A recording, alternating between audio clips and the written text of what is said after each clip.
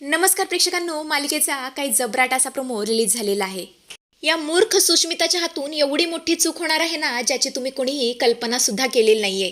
आणि या सगळ्यामुळे मल्लिकाला स्वानंदीची माफी सुद्धा मागावी लागणार आहे. तेव्हा आता नक्की काय असं घडलंय, काय चूक घडलीये, काय काय असं घडलंय, सगळं जाणून घेऊया. व्हिडिओ शेवटपर्यंत पहा. चला तर व्हिडिओला सुरुवात करूया. तर आपण पाहतो दरवाजा उघडतो. अर्पिताची एंट्री झालेली असते. मल्लिका, सुष्मिता या दोघींच्याही चेहऱ्यावरती एक कुटील असं हास्य उमटतं. दोघेही खूप खुश होतात. तेवढ्यातच स्वानंदी तिथे येते. अर्पिताला पाहून तिथं बघते. ती संतापाने आश्चर्याने बोलते, अर्पिताताई तुम्ही इथे? तुम्हाला तर समर सरांनी समजावून सासरी पाठवलं होतं ना, मग तुम्ही अचानक इथे काय करताय? आणि मग काय, अर्पिता खूपच चिडते. ती बोलते, स्वानंदी तुला काय प्रॉब्लेम आहे ग? हे माझं माहेर आहे आणि मी इथे कधीही येऊ शकते. तसं मला माझ्या दादाने सांगितलंय. हे माझं घर आहे, हे कायम लक्षात ठेव. आणि तसं पण तू आता या घरची मालकीण नाही आहेस. सुष्मिता माझी वहिनी या घरची मालकीण आहे. तिने मला काल रात्री फोन करून स्वतः बोलून घेतलंय माहेरपणासाठी, आणि म्हणूनच मी इथे स्वतः आली आहे. मी काही माझ्या मनाने नाही आलेले. मला सुद्धा कळतं समरदादाचा आदेश मी सुद्धा मानते. त्यामुळे मला शिकवायला जाऊ नकोस मी काय करायचं आणि काय नाही ते. स्वानंदी आता सुष्मिताकडे वळते आणि बोलते, सुश हे सगळं काय चालवलंयस तू? अगं राजवाड्यांच्या निर्णयाच्या विरोधात तू अशी कशी काय जाऊ शकतेस? अगं या घरातलं कोणी हिंमत करत नाही, मग तू इतकी मोठी हिंमत कशी काय केलीस? अगं तुझ्या लक्षात कसं येत नाही? तू मागच्या वेळेस स्वतःच्या डोळ्यांनी बघितलं होतंस ना, राजवाडे आणि आजी दोघांनी मिळून अर्पिताताईंना घरी पाठवलं होतं त्यांच्या सासरी. मग तू स्वतःच्या मनाने अर्पिताताईंना कसं काय बोलवलंस? मला तर तुझं वागणं कळतच नाही आहे अलीकडे. तुझ्या मनात काय सुरू आहे ना खरंच कळत नाहीये. सुष्मिता तू आधी नव्हतीस अशी, आता हल्ली अशी का वागतीयस? तेव्हा ही सुष्मिता सुद्धा शांत बसत नाही. ती चिडून मोठ्या आवाजात बोलते, ताई बास झाला आता. मला किती डॉमिनेट करणार आहेस ग तू? मला मान्य आहे या घरची तू मोठी सून आहेस, थोरली सून आहेस आणि मी लहान सून. पण एवढं डॉमिनेट करणं बरं नव्हे. कारण मी तुझी बहीण आहे आणि हे जर असं चालत राहिलं ना, तर एक दिवस तुम्हाला या घरातली मोलकरीण करून टाकशील. मला माझे अधिकार माहिती आहेत, त्यामुळे मला शिकवण्याची काही गरज नाही आहे.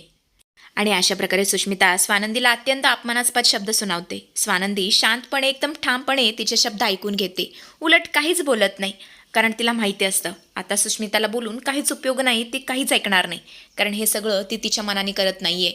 100% काकू तिच्याकडून हे सगळं करून घेते. हॉलमध्ये वातावरण अत्यंत प्रचंड तापलेलं असतं आणि तेवढ्यातच मागून एक दमदार असा आवाज येतो. तो आता जोरातच ओरडतो, इनफ इनफ सुष्मिता.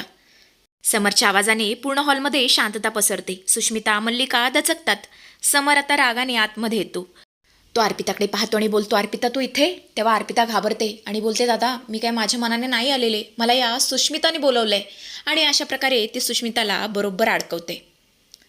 समोर आता सुष्मिताकडे खूपच रागाने बघू लागतो आणि बोलतो, सुष्मिता तू माझ्या बायकोवर असा आवाज चढवून बोलू शकत नाहीस. तुझी हिंमत कशी झाली स्वानंदी मॅडमचा अपमान करण्याची? अगं आता तर माझी सुद्धा हिंमत नाहीये त्यांच्यासमोर एवढ्या मोठ्याने बोलण्याची. मग तू कोण लागून गेलीस? आताच्या आता त्यांची माफी माग. आणि आता काय, ही सुष्मिता इतक्या उद्धटपणे बोलू लागते की बासच. ती बोलते, मी कोणाचीही माफी मागणार नाही, कारण या घरची आता मी मालकीण आहे. आणि तुम्हीच तर मला हे अधिकार दिले होतेत ना जिजू, तुम्ही विसरलात का? मागच्या वेळेस तर तुम्ही मला 15 दिवसांची मालकीण बनवलं होतं आणि अजून हे 15 दिवस संपायला 4 दिवस बाकी आहेत. त्यामुळे आता या घरामध्ये जे मी म्हणेन ना तेच होणार.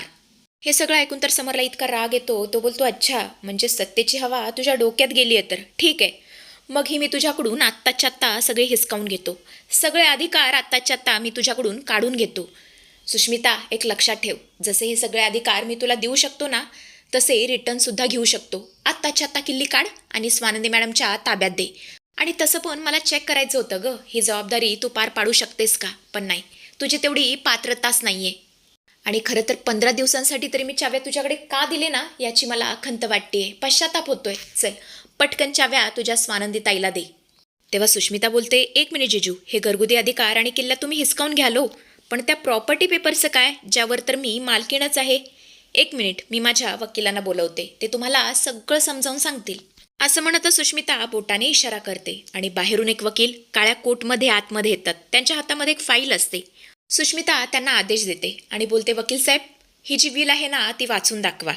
तेव्हा वकील बोलतात, नमस्कार, हे बघा पेपर्स, हे मी वाचून दाखवतो. आता या घरची मालकीण आजी किंवा समर सर नसून मिसेस सुष्मिता आहे. सुष्मिता राजवाडे. आणि या घरावर तसंच सर्व प्रॉपर्टीवर तुमच्या आणि आजींच्या हस्ताक्षरासहित सहीसुद्धा आहे. हे बघा. वकील पेपर्स आता सगळ्यांना दाखवतो. आजी घाबरते, आश्चर्याने बोलते, अरे देवा, नाही नाही, ही माझी सही नाही आहे. मी अशा कुठल्याच कागदावरती सही नाही केलेली.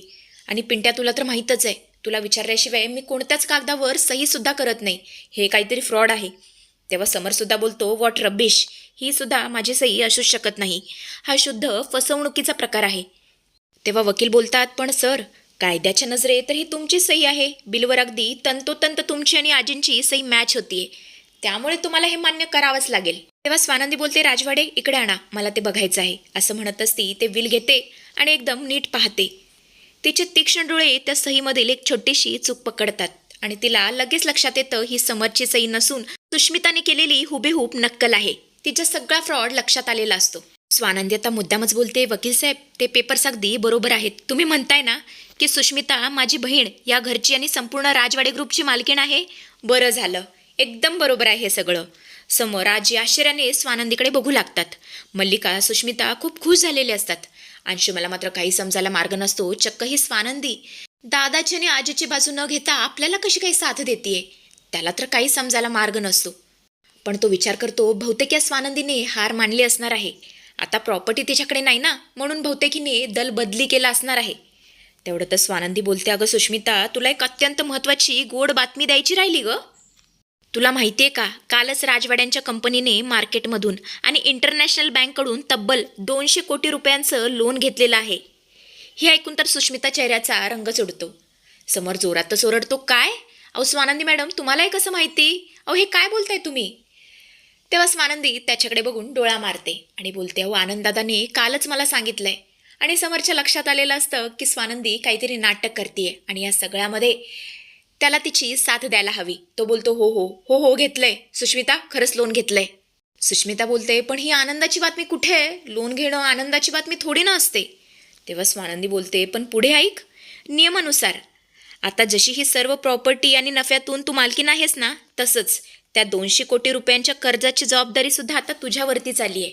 आणि जर उद्या सकाळपर्यंत तू बँकेचा पहिला हप्ता, जो की 50 कोटींचा आहे, तो जर तू चुकवलास तर थेट फ्रॉड केसमध्ये तुला जेलमध्ये जावं लागेल. आणि हो, प्रॉपर्टी जप्त होईल ते वेगळंच.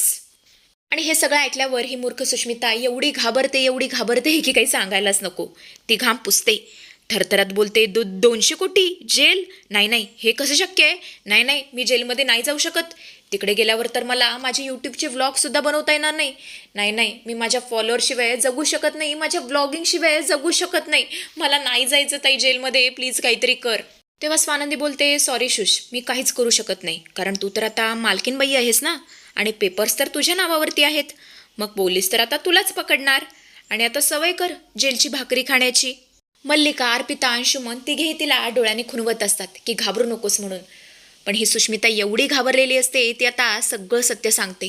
ती म्हणते, नाही जिजू, नाही ताई, हे सगळं मी माझ्या मनाने नाही केलेलं. मला जेलमध्ये नाही जायचं, हे सगळं मी मॉम इन लॉच्या सांगण्यावरून केलं आहे. खरंच या सगळ्यामध्ये माझा काहीच हात नाही आहे. तुला तर माहीतच आहे, माझ्यात एवढी बुद्धी नाही आहे गं. तेव्हा मल्लिका जोरातच ओरडते, शटअप शटअप सुष्मिता, तू खोटं बोलतेस. मी असं काही नाही केलेलं. समर, तुझा माझ्यावरती आहे ना विश्वास? अरे ही सुष्मिता किती हपापली आहे तुला माहीतच आहे.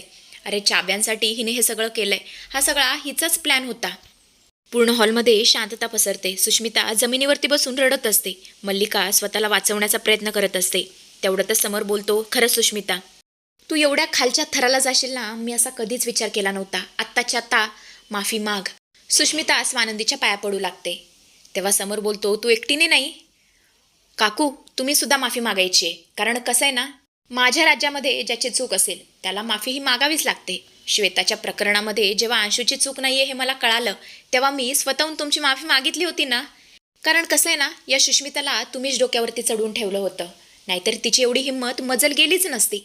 त्यामुळे तुम्हाला सुद्धा स्वानंदीची माफी मागावीच लागेल. तुमच्याकडे पर्याय नाही आहे.